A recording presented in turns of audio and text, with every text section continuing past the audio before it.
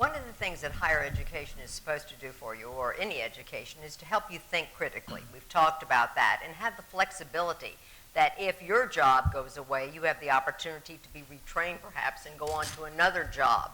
We saw during the oil and gas collapse earlier in Louisiana, I will never forget when we did an outreach in public broadcasting for taking the GED, because there were so many oil field workers who then lost their job, and they had to go back and find something else.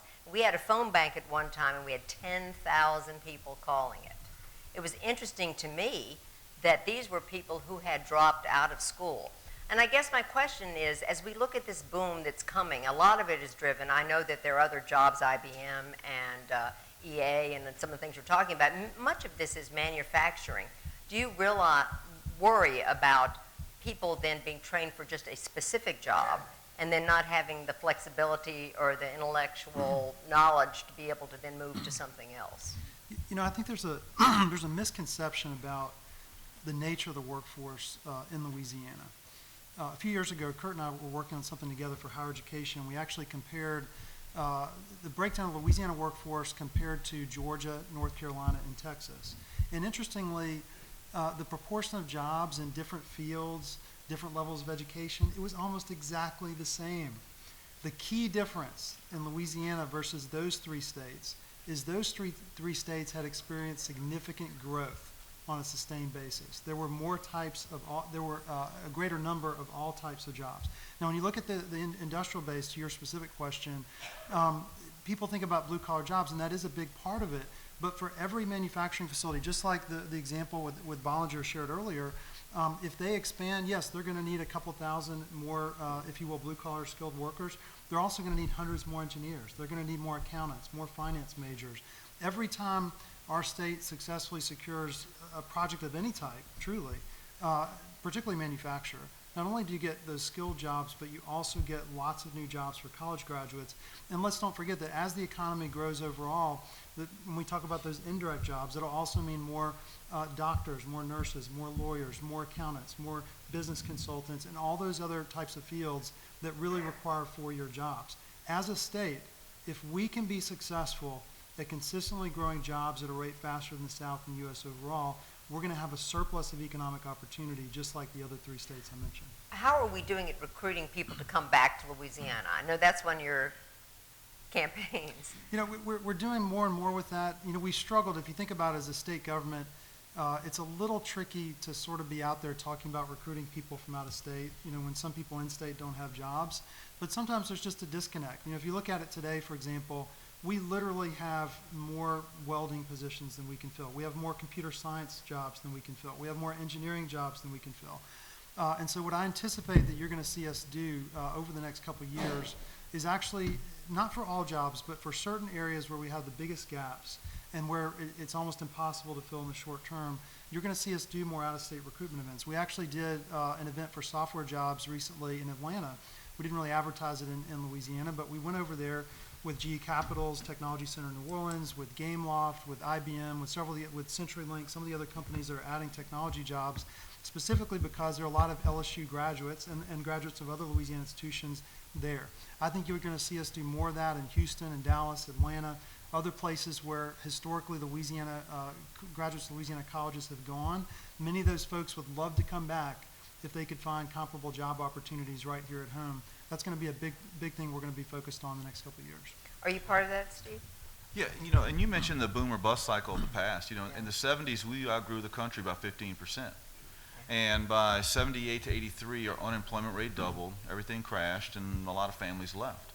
I grew up at that time, we left, you know, and it wasn't fun. And so, you know, the question is, we're about to go on a good run. There's about to be a lot of jobs available, a lot of opportunity coming in. Is this another boom or bust? Did we learn the lessons from the 70s or not?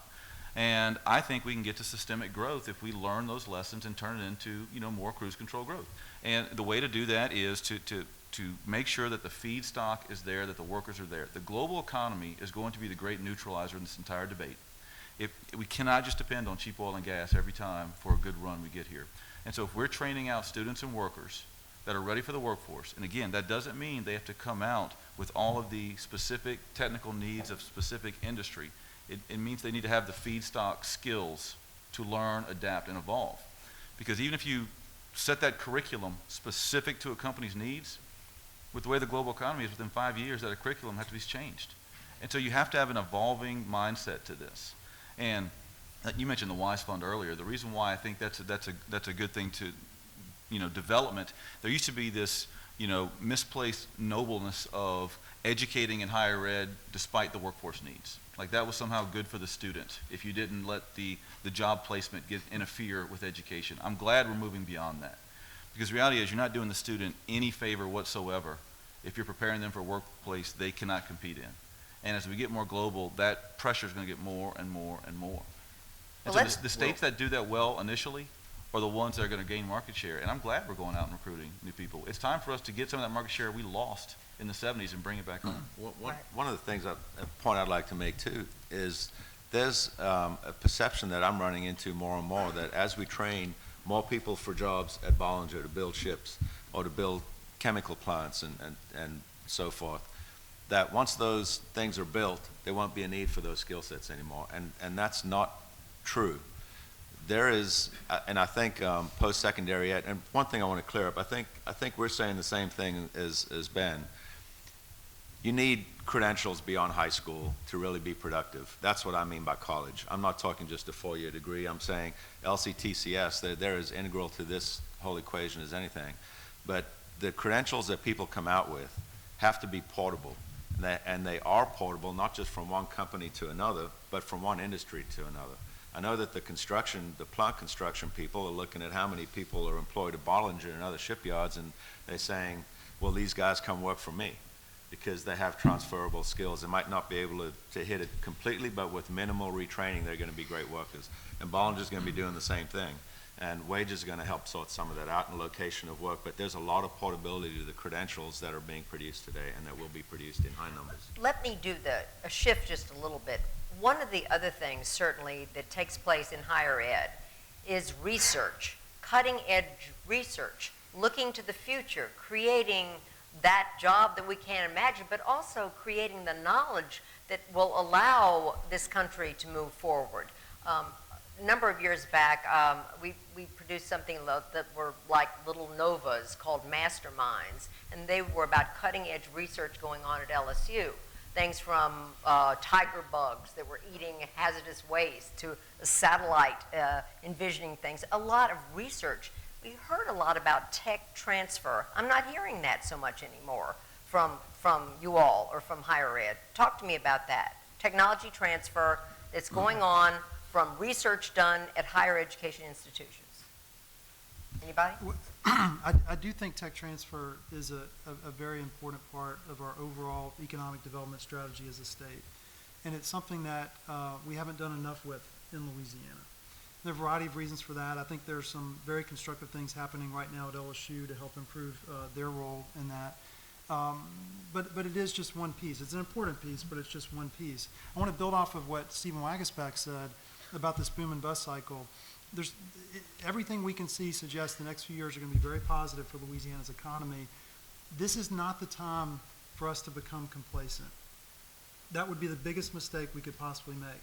I think what we need to do as we experience this time, these good times of job growth and new tax revenues that we can use to fund things, we need to use the next few years to help diversify our economy. Now, we obviously need to meet the needs of business and industry, first and foremost, folks like Bollinger, other major employers, but at the same time, we need to recognize that we don't want to become too concentrated as a state.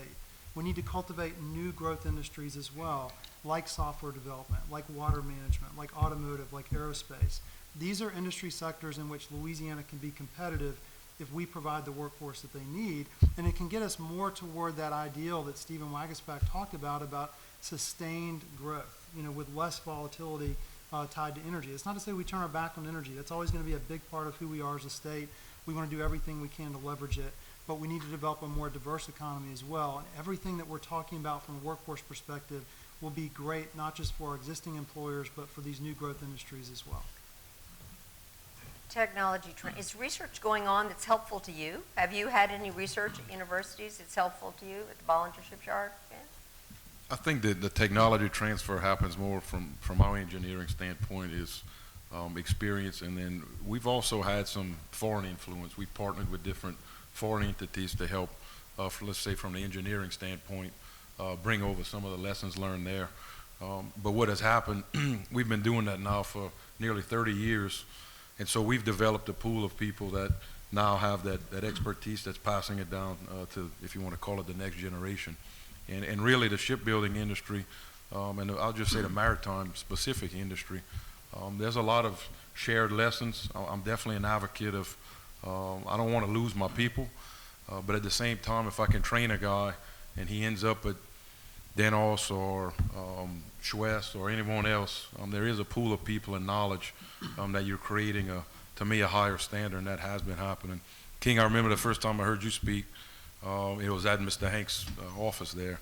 One of the things that resonated really, really high with me is, so you take a graduating kid out of college, and typically, King, correct me if I'm wrong, but on average, he's going to have 4 to 5 jobs before he lands one that sticks.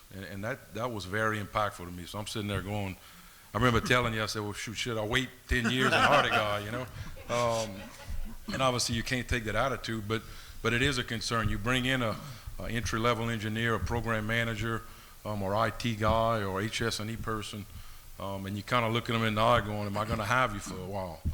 And that's the challenge as a business owner. How do you keep and retain that person and really have them vested and committed in your business? And there's a lot of things, I think, as an industry, talk about the oil and gas industry, that we don't sell ourselves enough on.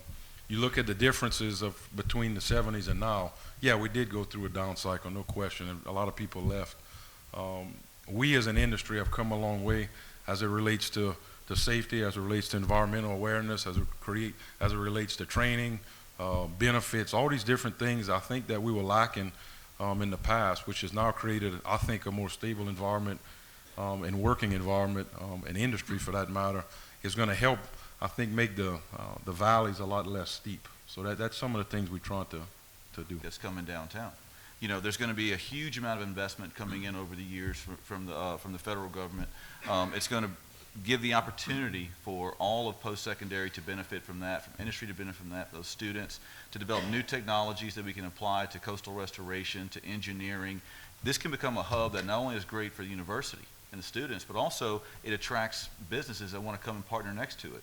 You see the same thing in Del Torres out in Amsterdam, because when it becomes such a brand name, industry flocks to it. They want to do research there. It's an economic development driver as well as a research driver for the university. So it's picking what you research. That's just as important as just research for the sake of it. And the second thing I would say is, when it comes to the oil and gas sector, and Ben referenced this, that is a high-tech industry. That is a software-laden industry. If you go out to some of the offshore platforms and you look at some of the technology that's used there and is always on the cutting edge there, there's no reason that as we go to diversify our economy, we can't bake our natural strength into our effort to expand and diversify. I mean, if we could be the world leader on oil and gas software or oil and gas technology evolution, because that's what we're doing every day out in the field. And so I think those things complement very well. And as we look to expand and diversify, it's important for us to remember that. I wanted to make sure that anybody in the audience, this is an interactive conversation. If you'd like to ask some questions, now's the time. Raise your hand. We'll bring you a mic. Anybody want a question for this panel? It's one of my most rewarding things now. They did a end of semester presentation, and there was 6 panelists like us, but it was all industry leaders. We had Secor there, Montco, a lot of the different industries, from the shipyard to the boats to engineering firms, and we got to judge these presentations. And to hear a 19-year-old kid talking about the Jones Act, or talking about dynamic positioning, or talking about dry dockings, or all of the different things of, to me, that's not a typical conversation you have with a 19-year-old kid. I was very impressed. We had back and forth knowledge shared amongst, you might want to consider this, some of the things that I think is important. It was mentioned earlier in the sense of, so why would a woman going into finance want to take this class? as an example. Well, you know what, if you're gonna live in South Louisiana, you're probably gonna touch some part of oil and gas industry, and to go work for Iberia Bank or Whitney or Chase, to have some common knowledge of an industry is huge. And I think as businesses, we don't